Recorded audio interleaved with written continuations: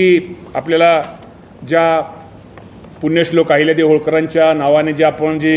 कर्जमाफी योजना आपण सगळ्या शासनाने आपल्याला जाहीर केली होती आणि साधारणतः आज तुम्हाला माहिती आहे की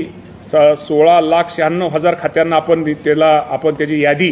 ही आपल्याकडं लागलेली आहे आणि त्यांना आपण विशिष्ट क्रमांक पण आपण दिलेला आहे.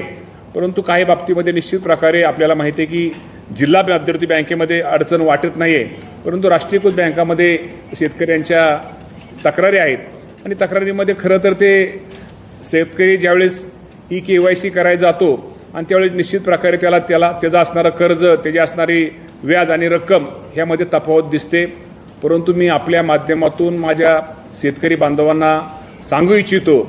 की आपल्याला माहिती आहे की सरकारने जो आपल्याला हेअरकट म्हणजे आपल्याला माहिती आहे की जो आपल्या राष्ट्रीयकृत बँका आणि राज्य शासन यांच्यामध्ये जे चर्चा आणि समझोता त्यांची जी मीटिंग झाली आणि त्या मीटिंगमध्ये ठरल्याप्रमाणे जरी एखाद्या शेतकऱ्याची रक्कम आज जरी त्याला रक्कम शासनाची जी कर्जमाफी रक्कम कमी दिसत असली तर मी आपल्या माध्यमातून शेतकरी बांधवांना एकच सांगतो, ज्या शेतकऱ्याची थकबाकी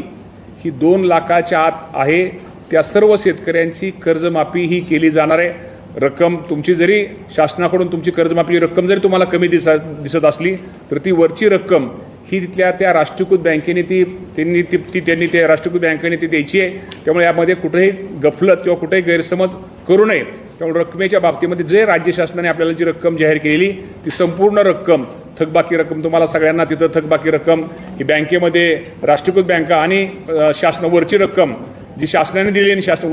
वरची रक्कम ही राष्ट्रीयकृत बँक भरणार आहे. त्यामुळं ती बँक तुम्हाला नीलचा दाखला हे माझ्या शेतकरी बांधवांना मिळणार आहे आणि दुसऱ्या दिवशी नवीन पीक कर्ज सुद्धा त्याचा वाटप करायला आम्ही त्याप्रमाणे सांगितलं जाणार आहे.